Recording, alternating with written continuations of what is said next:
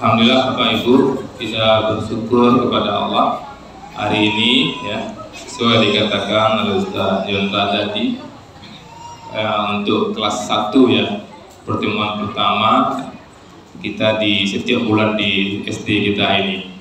Bapak Ibu yang kami muliakan ya, pertemuan bulanan ini yaitu pertemuan antara yayasan, kami mewakili yayasan, orang tua murid dan ustadz ustazah. Jadi nanti insya Allah ibu akan masuk ke lokal, jumpa dengan ustadz ustazah. Di sebelum masuk lokal jumpa dengan kami yayasan. Jadi memang ini sengaja kita buat Bapak Ibu ya, menyatunya hati kita, bersatu hati kita, satu niat kita. Insya Allah dengan bersatu hati, apapun persoalan kita selesaikan dengan hati. Nah, itu Bapak Ibu, itu niat orang tua kita. Maka untuk pertemuan ini kami dari yayasan diwajibkan betul untuk hadir. Apapun kegiatan di luar, pas tanggal ini tinggalkan kegiatan, hadir di sini. Betul juga Bapak Ibu, sangat kami harapkan ya, apapun kegiatan kita pada tanggal yang sudah kita tetapkan, hadirlah kita di sini. Karena Bapak Ibu ya, luar biasa pertemuan ini. Insya Allah ini kan pertemuan silaturahmi. Kita sama-sama mendengarkan Al-Quran tadi, sama-sama berzikir Asmaul Husna, kemudian insya Allah kita sama-sama mendengar kajian full, insya Allah semuanya itu full ibadah. Dan kita hadir di sini insya Allah untuk anak-anak kita Bapak Ibu. Dan Allah memberikan pahala sesuai apa yang kita kerjakan. Kalau kita ingin mudah rezeki kita Bapak Ibu, banyak infak kita. Ingin dilapangkan oleh Allah, lapangkan orang lain. Ya, ingin anak kita hebat, nah dengan hadirnya Bapak Ibu di sini, insya Allah untuk bantu anak-anak kan, insya Allah hebat. Anak-anak Bapak Ibu semua ya, amin amin. Begitu juga dengan anak-anak ustaz-ustaz kita ya kan, anak-anak ustaz kita yang meninggalkan anak-anaknya untuk anak-anak ibu semua. Kita doakan juga tentu anak-anak pejuang-pejuang sabi semua juga anak-anak hebat. Bapak Ibu yang kami muliakan, firman Allah yang kami bacakan tadi itu luar biasa menyentakkan itu Bapak Ibu, di mana Allah mengatakan kepada kita, semakin dekat manusia perhitungan amal mereka, sedang mereka dalam keadaan lalai. Inilah yang sengaja kami sampaikan ini di awal tahun 1444 ini. Dan juga ketika acara kita di pesantren juga ayat ini kami sampaikan. Kenapa? Ayat ini betul-betul menyentakkan kita Bapak Ibu. Betapa banyak orang yang lalai Bapak Ibu. Ya, jangan sampai kita termasuk yang lalai. Kalau sudah selama ini termasuk kita yang lalai, dari ini sampai kita tinggalkan dunia, jangan lagi menjadi orang yang lalai. Karena Bapak Ibu ya, kalau lalai itu pasti menyesal. Orang lalai tidak akan sukses, orang sukses tidak lalai ya. Itu orang tua kita sering sekali itu Bapak Ibu. Ya Anda, Zulkifli Imam Said berulang-ulang mengatakannya, orang lalai tidak sukses, orang sukses tidak lalai gitu ya. Itu memang kuncinya. Banyak kita perhatikan Bapak Ibu. Kalau sekarang Bapak Ibu ya, misalnya kita punya anak ibu kan yang kelas 1 SD ya, kelas 1 SD. Sebenarnya kalau kita ingin sukses anak kita Bapak Ibu, itu mulai anak kita di dalam rahim itu sudah mulai kita. Itu orang-orang Yahudi, mohon maaf Bapak Ibu ya, kita kan berkaca melihat apa yang mereka kerjakan. Itu orang Yahudi itu orang hebat-hebat Bapak Ibu ya. Bahkan imigran-imigran Yahudi di Amerika lah menguasai pemerintahan. Mereka menguasai ekonomi Yahudi, ekonomi di Amerika. Setelah kita pelajari Bapak Ibu, kami sempat baca literaturnya, itu ibu-ibu Yahudi itu ketika anaknya ada dalam rahim, apa yang dikerjakan Bapak Ibu? Dia berusaha mengerjakan pekerjaan yang sulit, yang berat, yang memakan pikiran. Maka banyak di antara mereka itu yang sengaja ketika ada ibu-ibu yang sekarang ini ya, calon-calon ibu-ibu, ketika sudah ada bayi dalam rahimnya, coba tiru Yahudi ini. Versi kita ya, Yahudi dia belajar matematik. Pelajaran matematik yang bare-bare itu, hanya kaji itu. Hanya baca, hanya tembus tehnya. Ada juga yang pergi-pergi ke tempat-tempat yang sulit-sulit. Sehingga anak itu terbawa Bapak Ibu. Kita tidak paham, mungkin ibu-ibu yang dari kedokteran tahu itu. Berpengaruh kepada anak-anaknya. Nah, setelah pernah kami sampaikan ini Bapak Ibu, kami sampaikan kepada beberapa orang. Dan orang itu mengatakan, dari seorang ibu yang mengatakan dia terasa betul apa yang dikatakan Ustadz itu. Karena dia punya anak Bapak Ibu ya, anak pertamanya luar biasa cerdasnya, sangat cerdas. Maka dia teringat ketika dia hamil itu anak pertama dia itu, dia sedang menyusun skripsi Bapak Ibu. Nah, luar biasa beratnya tantangannya dia untuk mengurus skripsi itu. Bolak-balik ditolak oleh dosen dan bolak-balik pula dia mengkaji bagaimana agar skripsinya tembus. Alhamdulillah skripsi tembus dan anaknya luar biasa. Dan anak kedua kebetulan dia santai, sudah berkeluarga di rumah, santai, betul-betul santai. Ternyata memang beda, anak yang kedua ini agak payah dia untuk dalam mendidiknya. Ini terbukti nih Bapak Ibu. Jadi kami mau jangan sampai kita lalai tadi, ya. Bagi kita yang mungkin yang anak yang kelas 1, oh lalai kok tahu ambo dulu ketika anak aku dalam paru ya ambo tidak lalai. Tapi belum terlambat lagi Bapak Ibu ya. Kelas 1 masih untung Bapak Ibu, untung nggak kelas 2, untung nggak kelas 3, untung nggak SMA, semuanya masih bisa kita perbaiki, ya. Maka kami mau betul Bapak Ibu jangan sampai ada ya ibu-ibu yang mohon maaf yang misalnya kan kebetulan ada rahim, anak dalam rahimnya jangan mali-mali Bapak Ibu, jangan nonton TV Bapak Ibu, jangan main game Bapak Ibu.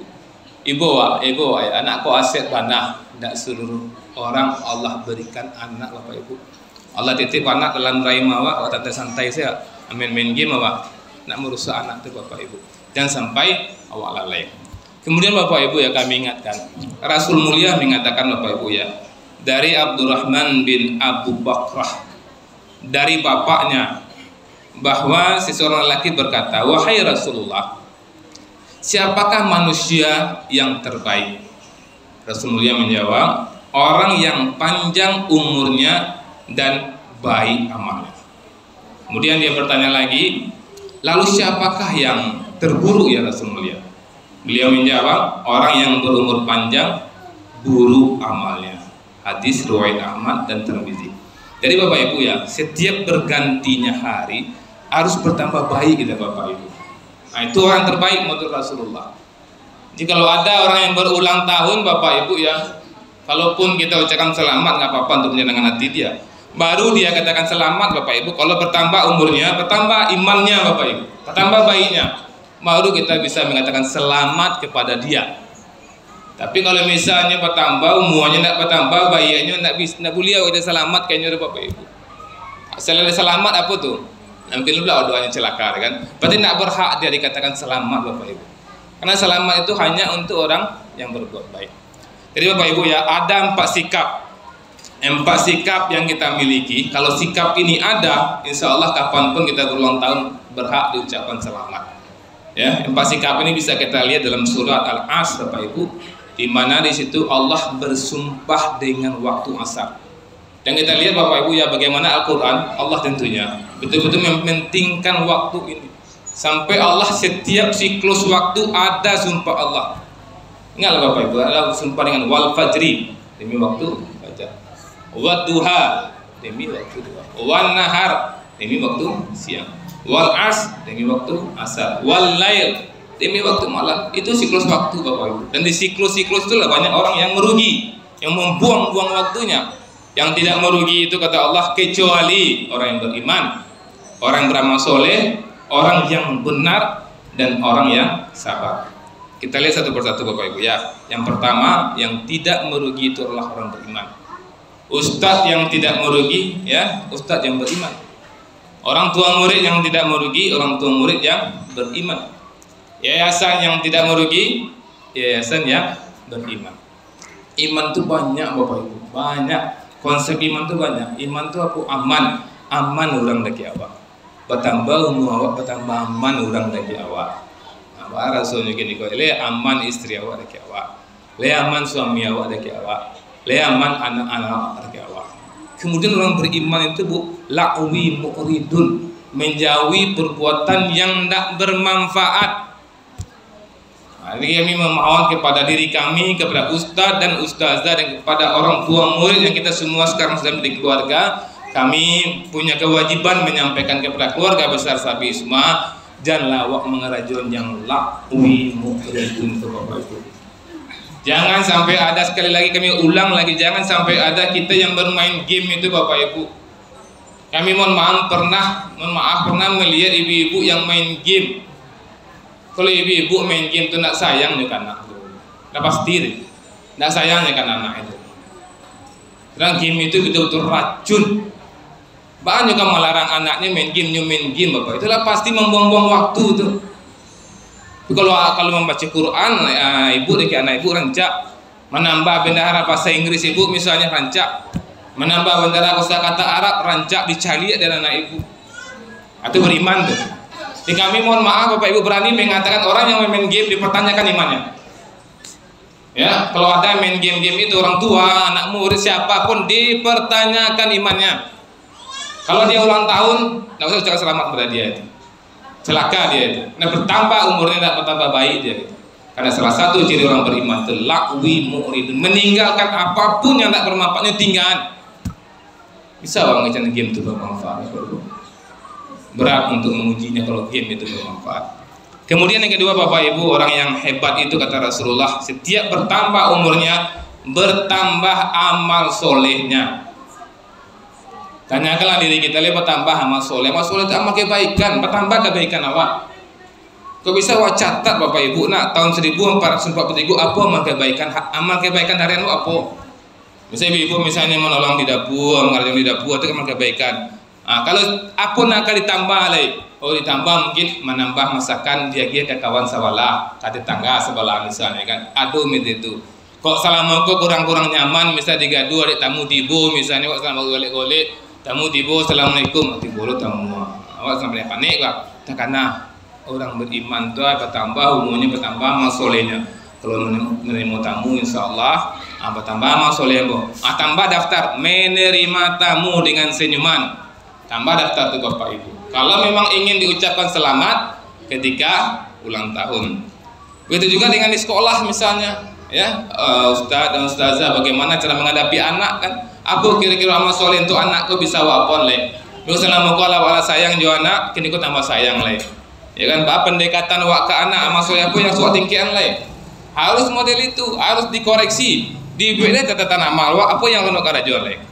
Kemudian yang berikutnya Bapak Ibu, yang ketiga orang yang berhak ucapkan selamat ketika ulang tahun adalah orang yang al-haq, orang yang benar Bapak Ibu, benar perilakunya, benar pikirannya, benar cara bicaranya.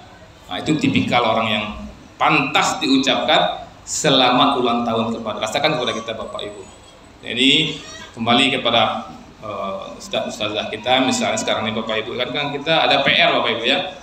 Saya Bisma kan ada PR, ya kan, nanti juga banyak juga di antara orang tua murid yang keberatan ada PR ya.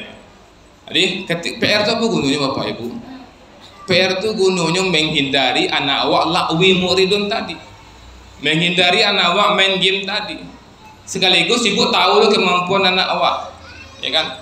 Tapi nanti Ustadz juga al-haq juga dengan benar. Artinya apa? Misalnya kalau anakku nak BPR kan, coba selidiki bahannya nak BPR.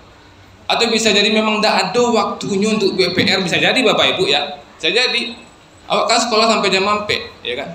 Ada kami menemui anak Bapak Ibu ya, ini jam setengah mampe itu lah bangun, karena amaknya setengah mampe itu lah pagi ke pasar Lubuk Bayu, lah hadir sama tu mampe stand sebelum subuh tu lah hadir sama istri pagi anak ke situ.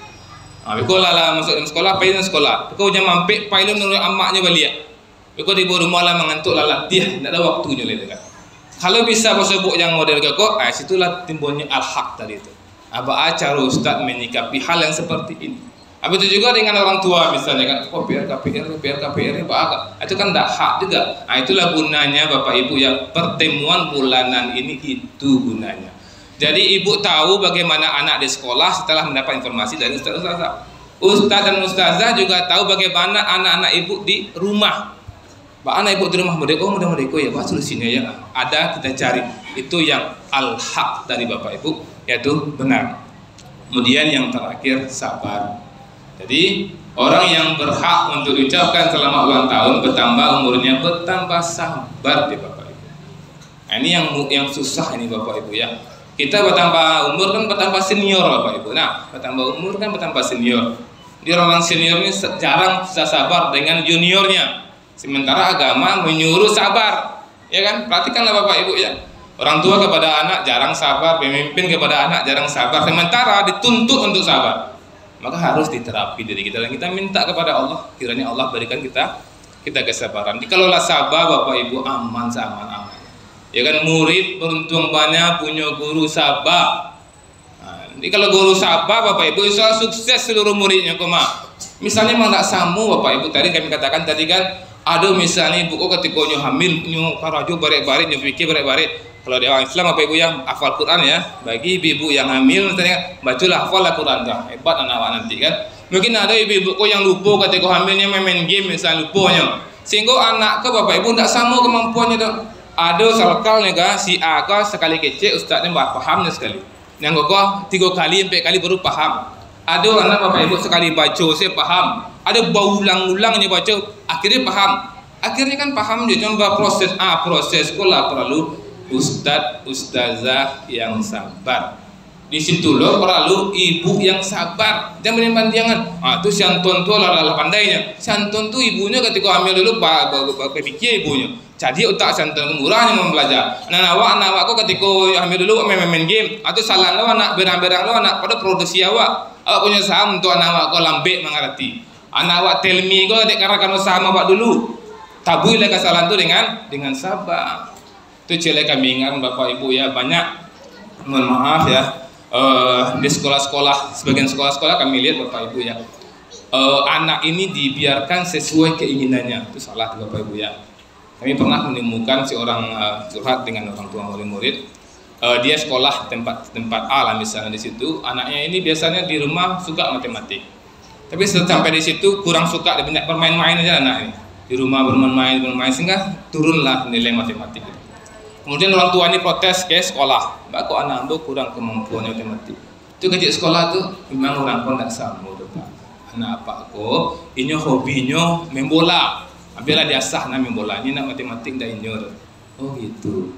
Kalau lagu gitu terus sekolah lah selesai kan, lama sekolah lama, nak perlu belajar matematik lah Pak lah setuju loh. Oh macam itu. Kini macam itu Pak, anak-anakku jadi pasur Pak, masa disuruh lah misalnya ikan memanjat batang aja. Betul atau ikan nak mungkin memanjat batang juga betul atau. Cuman jangan saat didikan seluruhnya Bapak Ibu. Dari orang tua murid dan ustazah tetap arahan anak kau di mas sampai di mana bisa. Kalau memang tak bisa nyolai lah pasti tak bisa, baru sampai di situ matematiknya banyak. Tapi maksimal dulu Bapak Ibu. Kalau misalnya ibu-ibu setuju, saya juga acara mereka, nak ibu nak sama matematik, ini nak matematik, itu kan kesenian. Anak tu jadi dokter, besok anak awak ada debu. Jadi pasien awak seluruhnya besok boleh anak awak. Generasi awak jadi pasien. Ustazah santai-santai saja. Nak balik kali ustazah senyaman-nyamannya. Mak kok 5 nilai ustaz anakmu ustazah. Iya ini cukup berlari. Ini lari kancang tu Pak. Nan juara sasaran 10 matematik tu, coba kerja berlarinya. Makalah nan 10 apa kan hebat sak berlari kancang. Kami cari 5 kancang situ kami aja. Dia larinya kancang, so kami suruh berlari dari matematik dan kami suruh benar itu. Oh iya, awak lah iya lah Bapak Ibu. Maka hati-hati benar awak tu perlu minta hidayah. Jadi sabisma Bapak Ibu, mohon maaf tetap ada PR, Dan awak memang tak memasuk Bapak Ibu, selagi bisa awak usahawan. Mata kau hebat anak awak, Bapak Ibu. Mungkin itu saja Bapak Ibu ya, mudah-mudahan apa yang kita sampaikan ini bermanfaat bagi kami yang menyampaikan dan kita semua. Kami betul-betul berharap sekali ini jadwal bulanan ini sia-siakanlah waktu kita Bapak Ibu. Assalamualaikum warahmatullahi wabarakatuh.